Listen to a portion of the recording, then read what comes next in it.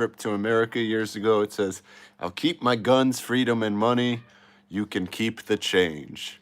I think this was from the Obama years. He was running on a platform of change, and a lot of people didn't like that, I guess. She was traveling in like North Dakota and Florida, some Republican states. So this was anti-Obama relic, and it was funny to find it in her room. She said she just liked the heart and the American flag, so I guess one day she knew she'd love an American. Haven't done a live stream in a while. This first live stream from Slovenia. I hope the internet is good enough.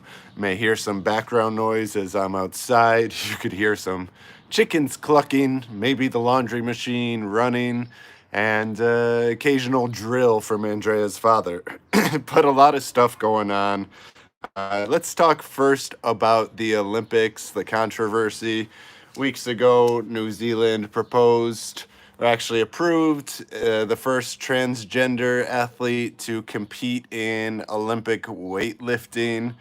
And they're going for inclusion, progress, change, I guess.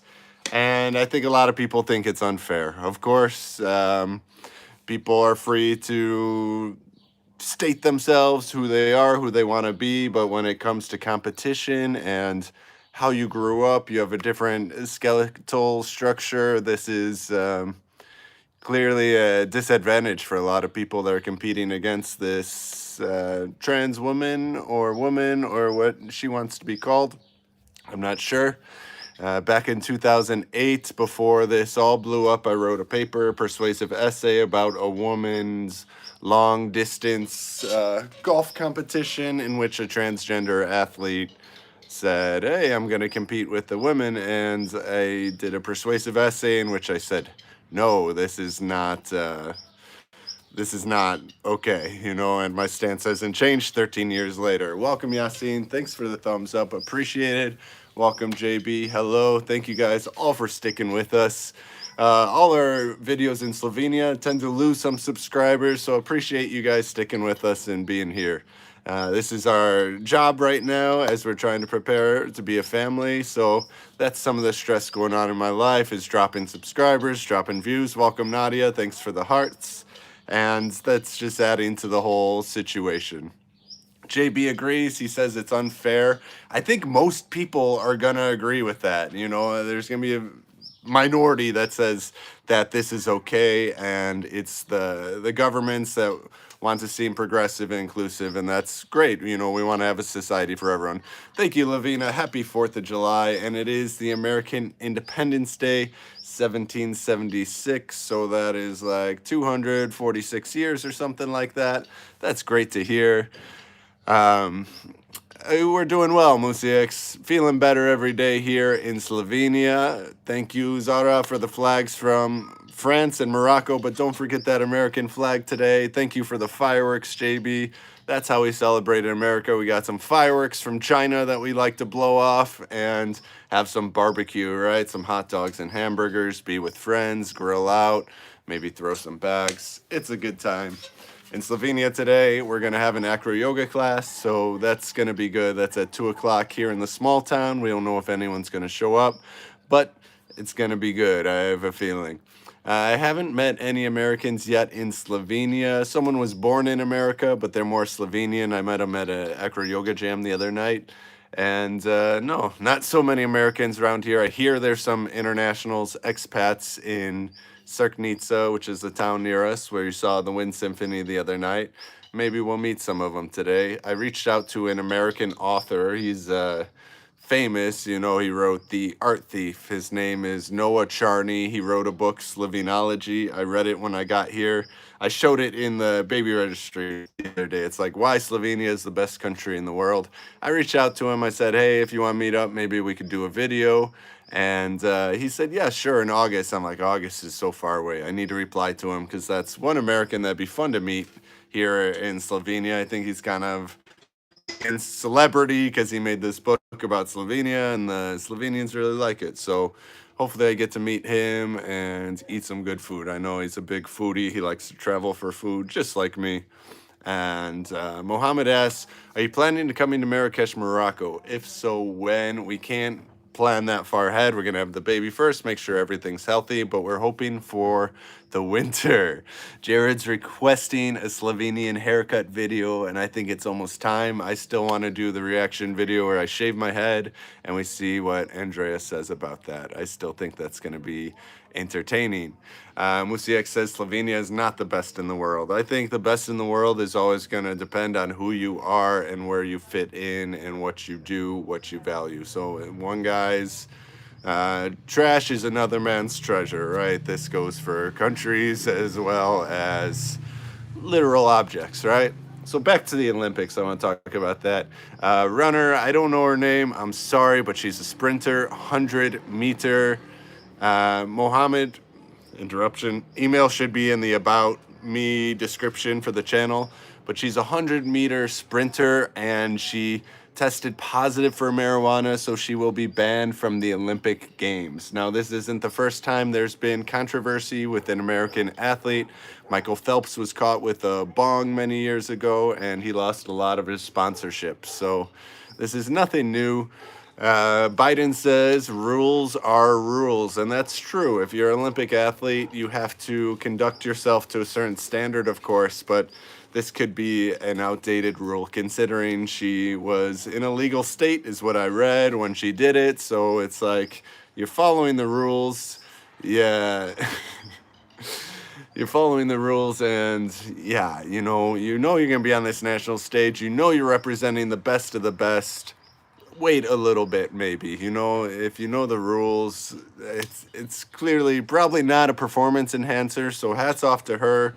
If she could use THC and still be one of the fastest women in the USA, probably in the world, so hats off to her. I think it's time to look at revisioning some of these rules and regulations, but I stand with Biden there. I guess rules are rules. You know what you're getting into. Mo Yogurtin asks, how would you describe Slovenian food in one word? I would say meaty. We got a lot of meat. So that's how I would describe the Slovenian food. Talking about Joe Biden, you don't hear much about him. It's not the same show as when Trump was in office. There's always something scandalous going on every day.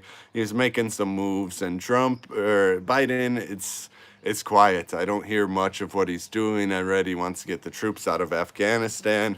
Finally, 20 years later, by August or something. So, yeah, JB says some athletes use marijuana for recovery, and I'm sure that's a great way to use it to unwind. If you're training hard, especially a sprinter, you probably got a lot of energy, especially if you have nighttime training.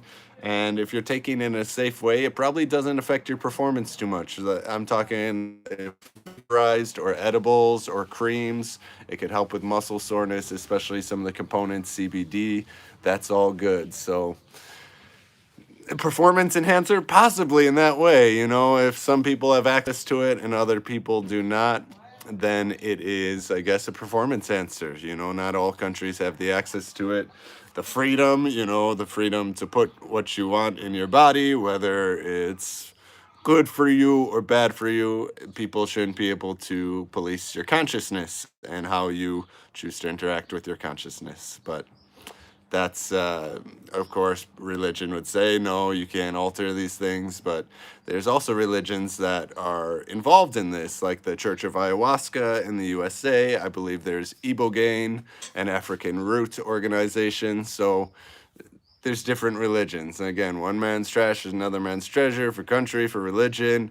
What works for you is what works for you. And that's what I like about America, is you do have that freedom to choose. And that's nice.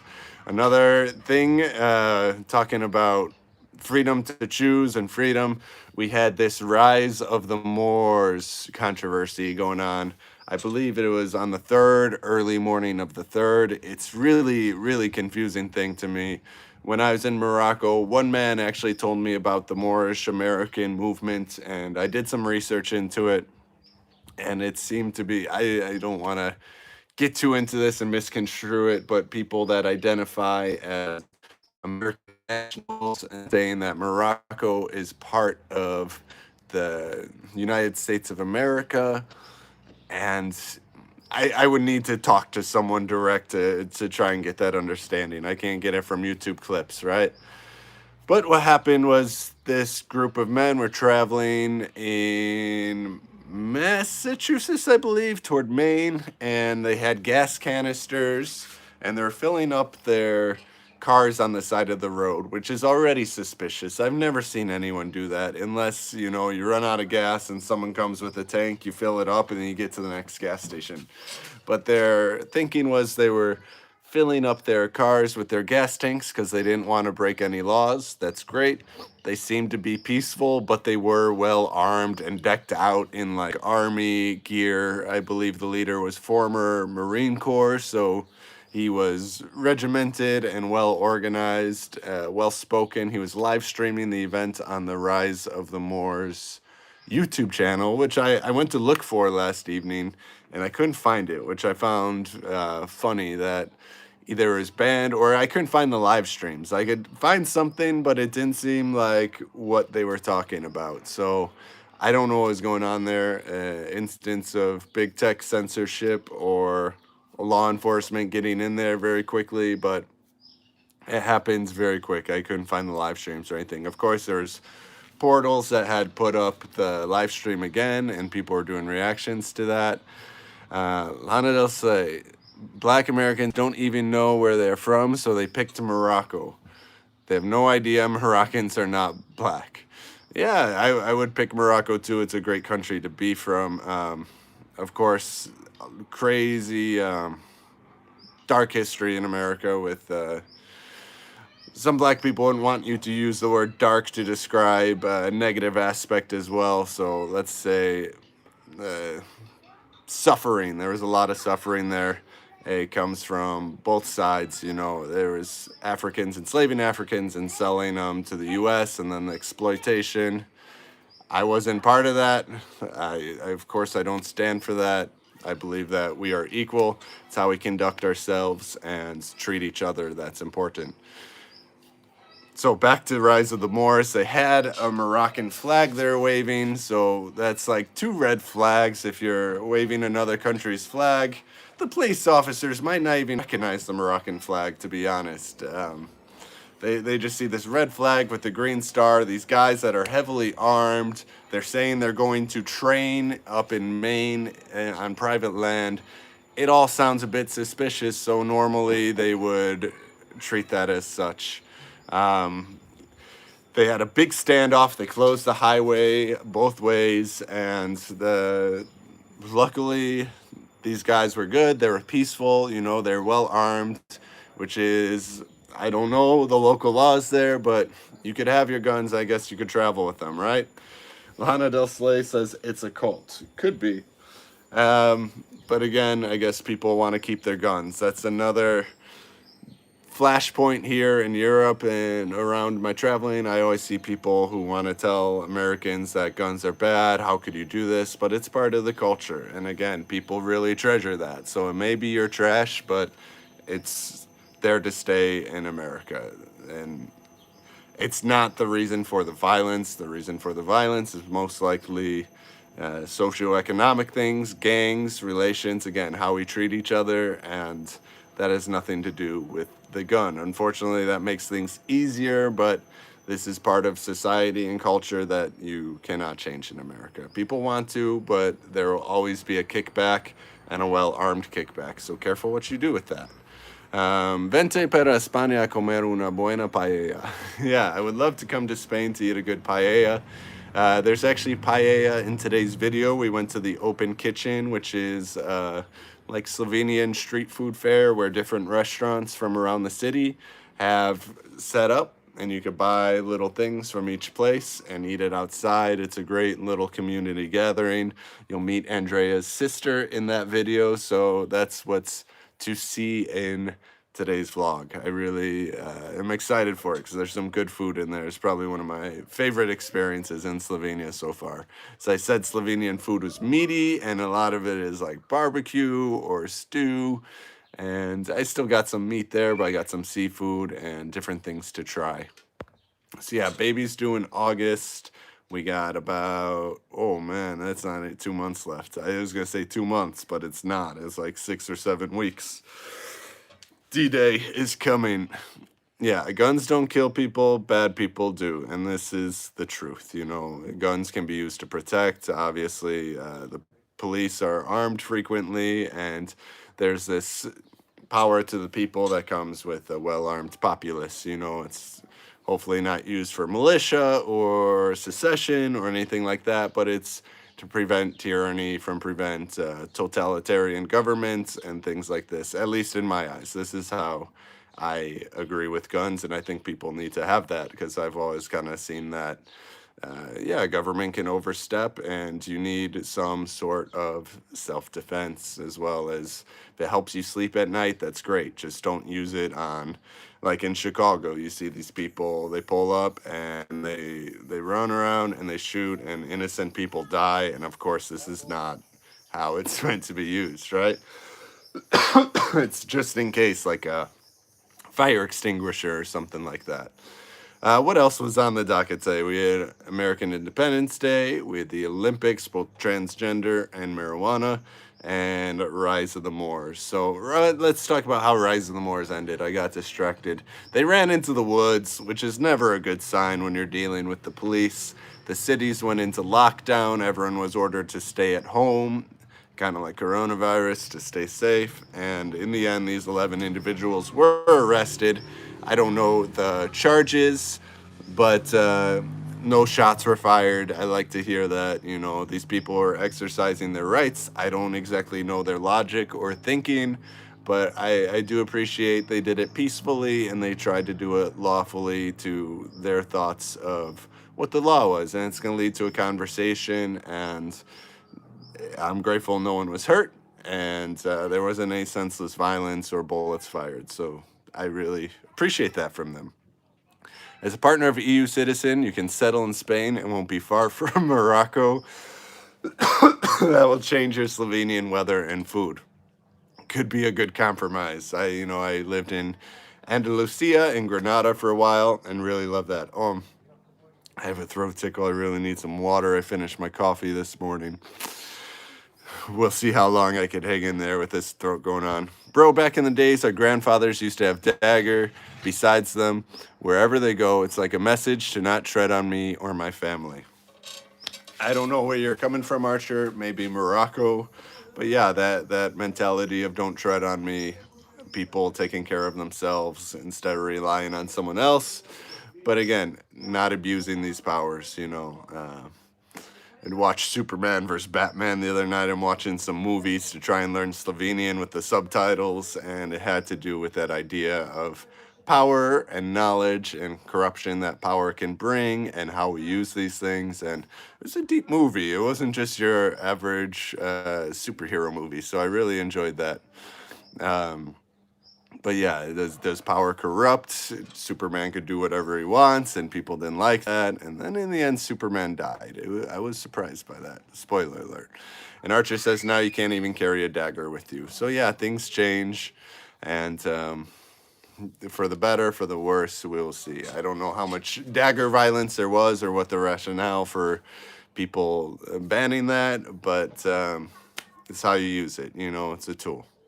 Andrea, I think, is inside. She just walked by behind us with the dog, but she's hiding right now. You haven't seen her in too many videos. You know, she's getting bigger, but she's feeling well.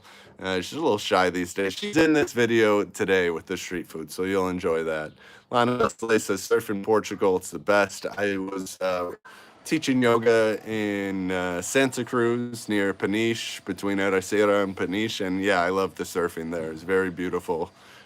Food was good, and it's a lot like Morocco in some ways. It's the same ocean, but I do want to get back to Morocco, of course. I see Terry there now, middle-aged runaway, and he's making American happy to be back after nearly a year he's been gone. I think he left last August because of the interpretation of what the American embassy was saying. Everyone's got to leave, but he finally made it back after 11 months. Hopefully we won't be gone 11 months, but we're going to do our best to get back there. Try and get this chat here. Heard you were in Australia. Can you talk about it? I went there as well for a year. Yeah, I was in Australia. I studied biology there in 2009, marine vertebrates, marine invertebrates, and microbiology. And during that time, I really fell in love with the place. I learned a lot about how the world views Americans, as well as my own beliefs and ignorances at the time. Uh, Sorry for the. I get out of that. I learned to surf there. It was beautiful. I met a lot of really great people. My life changed completely when I was in Australia 2009. I had resolved to want to come back there. Kind of like when I fell in love with Morocco and wanted to come back there. It was just this freedom, this sense of being out there, meeting new people. I liked that there were people from around the world speaking different languages, all getting along there. And I was surprised to find such racism in Australia as well. There were people that were just very openly racist against the Aboriginals, but I also met very kind Aboriginals that, again, were abusing their powers and the law to say, oh, I could do this, I could do that. And it was mixed place. I spent some time in Byron Bay. I lived on the Gold Coast, so near Surfer's Paradise, and these were definitely some formative years where I changed a lot, you know. And then after college, I made it back there in 2012 for a working holiday. Got some stories from there. I did a lot of different jobs, odd jobs, riding a bike rickshaw, working as a dishwasher, working in a taco shop, a little bit of security work. I was bigger back then, you know, but that was a great trip. And then afterwards, I traveled Asia, but I was homesick, so I left. And I had a college degree, and I was washing dishes. I was like, what am I doing here? I'm not surfing enough. So I left Australia eventually, but I will always treasure that time. I would love to go back one day. It's just super far away. And that's what I got to say about Australia for now. All the COVID-19 vlogger runaways are back to Morocco. Yeah, of course they came back. Why would they not go back to Morocco? Beautiful place, so much to see, so much to taste, and the people are so friendly. It's kind of hard to not be there. Uh, what is the most valuable thing you learned in Morocco? That's a big question, you know. First thing that comes to mind is usually what we should answer instead of overthinking about it. And I said patience, learning to get into the Moroccan rhythm. Things that will come. And, you know, what's the rush? Also, don't try and change the world is some advice that someone gave me. Actually, a Canadian gave that to me when I was kind of settling into Morocco. He said, don't try and change the world. You're going to see things that you might not agree with or you don't resonate with, but, you know, not your place to try and change it. I know we always say keep it clean, keep it zween, pick up the trash, and that's in our videos. We're not yelling at individual Moroccans or confronting them like pick up, you know. I would with my close friends. If I see them put something out the window, I'll pick it up. And then there's always this disharmony, like you don't approve of what I'm doing, but it's like you want to at least make an example for your close friends. You can't go out and change the world. That's not going to work. So patience, like John Mayer said, waiting on the world to change. We keep on waiting. It's our generation, right? Lavina asks, is Felix still in Barcelona? Yes. We caught up the other night. We had about half-hour chat, and he's pretty excited about going to Morocco in the winter. He's like, yeah, let's go. He's still got a surfboard there, still has bags. I'm like, man, that'd be really great if you came there. You know, we would have a good time. We'd eat a lot of food. We would surf, and I really hope that's the thing is winter with Felix. JB says about Australia, oh yeah, it's either racist or people that claim they're part of Aboriginal, even if they're not.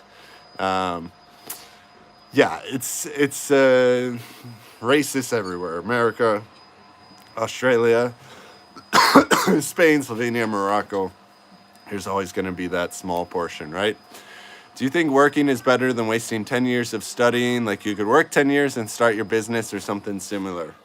Yeah, Archer, if you don't know what you're doing and you're just going to school because everyone else is doing it and that's what society expects you to do, Not a good idea. I mean, I did that. I wanted to be a biology teacher. I had a mentor my first year who said, "Oh no, go and be a professor, go to graduate school."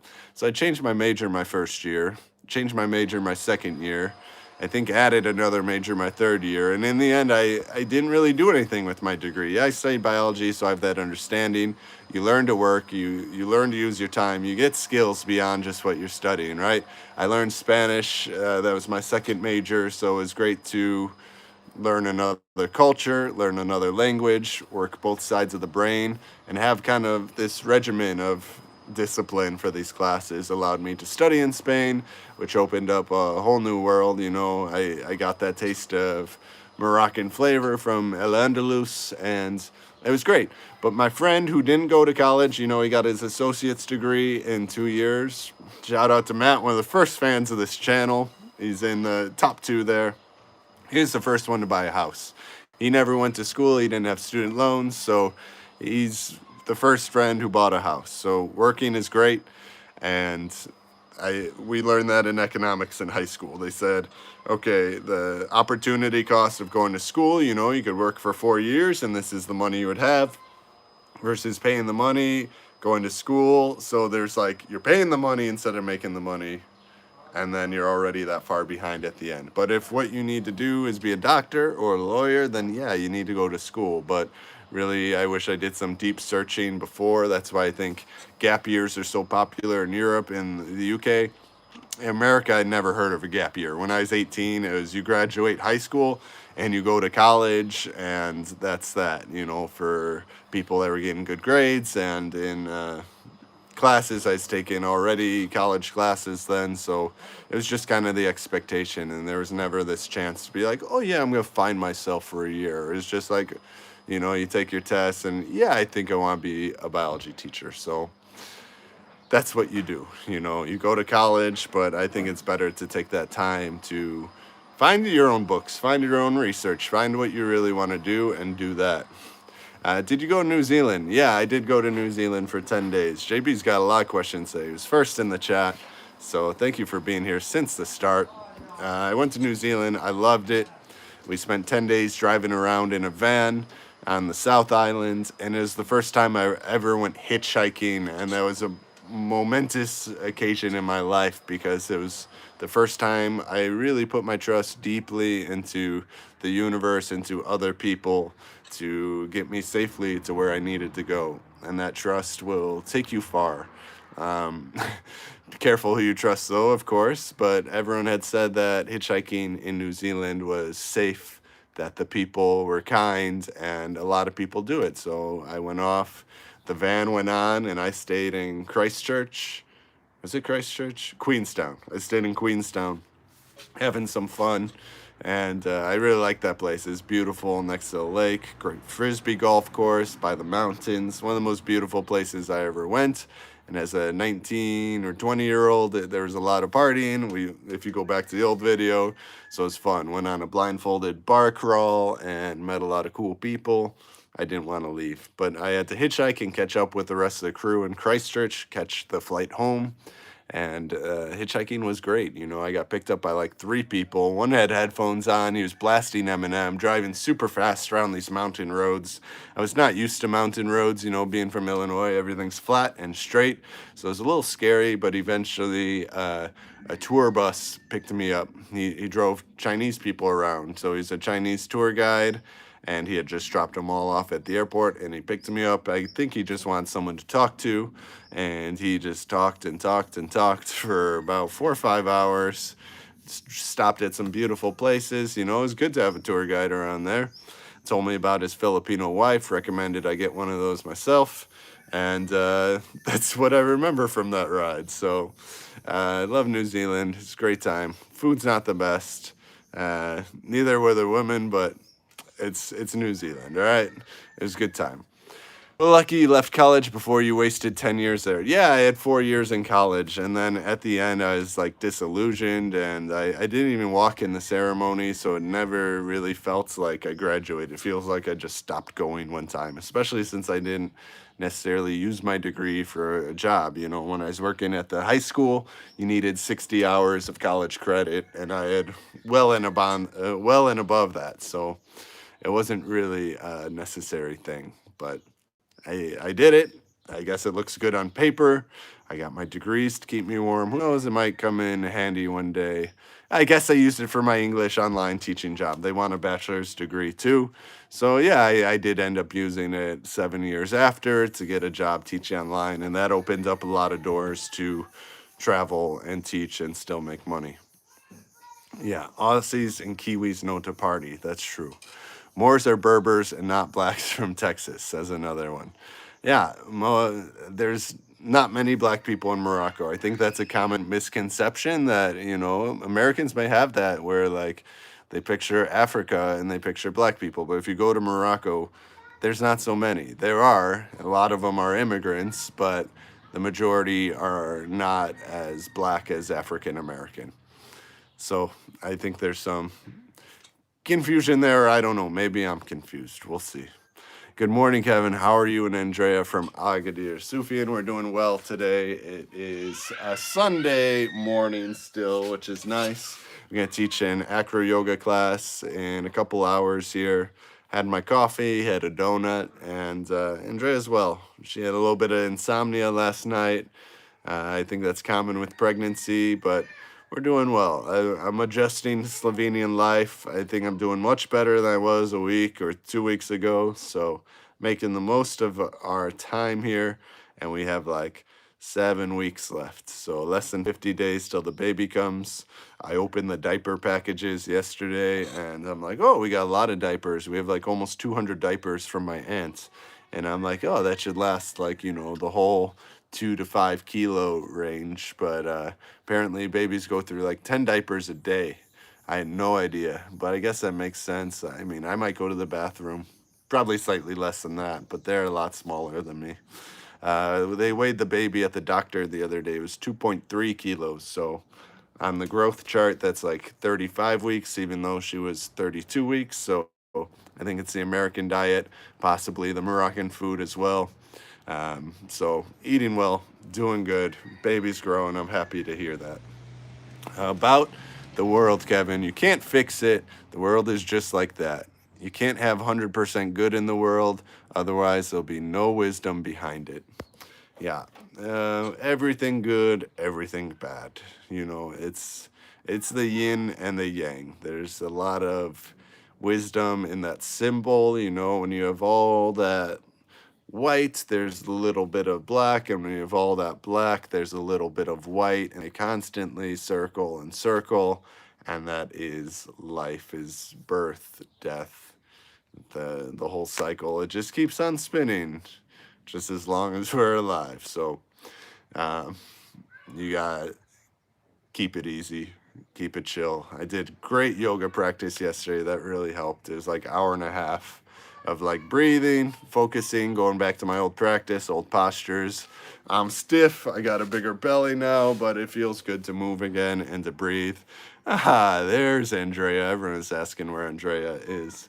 But at the end of the yoga practice, I still went. I got a bad habit of picking my nails. Andrea always yells at me, gives me dirty looks whenever I do it. I mean, look at those. They're not so beautiful. But as soon as yoga practice was over, I went back to that old bad habit of picking at my nails. I don't know if that comes from genetics or, learned habits or anxiety, but it happens. So we do what we do, and we still have our issues. We still have our little bit of black in the white, our shadow, and you can't run away from that. Andrea Belli is like very big that she can't come outside. She could come outside. She's walking around like a champion. As Ahmed said, he doesn't see a lot of pregnant women walking around like that. But the heat's no good for her, that's for sure. And the sun is coming out, which I'm happy about. It rained this morning. I told you we had that acro class, so We're looking forward to getting out and getting around today. Oh, she's doing online shopping again. I always think that's a bad idea, but she likes to do it, I guess. She's looking for a bed, which we need. We've been sleeping on a futon for like the past 3 weeks, and that's rough. You know, it's like big on one side, big on the other side, or lower. Her brother took the good mattress to the new house, so we've been sleeping on a futon like college, you know, but it's it's not so nice for a pregnant woman, I guess, but we're we're making it work. Andrea joined the chat, and now more people are joining the live stream. She's popular, I guess. We need to see her on the camera though, because we want to see her beauty here. But she's hiding inside. I'm outside. Can we travel to Morocco and stay in an apartment instead of a hotel? I believe so, Rakib. I know when they first opened up the borders and everything, they said you need hotel reservation, but anecdotal evidence was that was loosely enforced. If you remember a live stream that is now deleted because she wanted to keep her privacy protected, she was couch surfing around Morocco. So she didn't have a hotel reservation. I know she wasn't alone in that. I'm sure other people are going to stay with family and everything, but encouraged to stay in a hotel, support the economy to bounce back. But you got to do what you got to do, you know. Not everyone's got money for a hotel, and that shouldn't be a limit to wanting to travel and see the world. There's other ways to spend your money, of course, on the locals, buying gifts, handicrafts, buying food. It's not all about hotels, especially big fancy corporate hotels like they built in Tagazoot, like the Hyatt, the Fairmonts, the Ryu or whatever that is. You know, there's other ways, homestays, that you can make it happen and you can help the economy get back there. Tourism hurt badly. So Andrea giving pro travel tips, flooding the chat right now. Kareem, happy birthday. 4/7 is not May birthday, my birthday. So happy birthday, Kareem. You and America both. Well done. And I'm running out of things to talk about here. It's been 37 minutes. Unless anyone's got a channel, I'm going to leave you with God bless America. I'll keep my guns, freedom, and money. You can keep the change. So that's some American spirit, the conservative side. I'm feeling the conservative vibes here in Slovenia and its neighbors, Hungary and Czech and around here. So that's the style. Austria as well. But I'm going to sign out. No more questions. So we're going to say goodbye. We love you, and we'll see you next time. Thanks for sticking with us.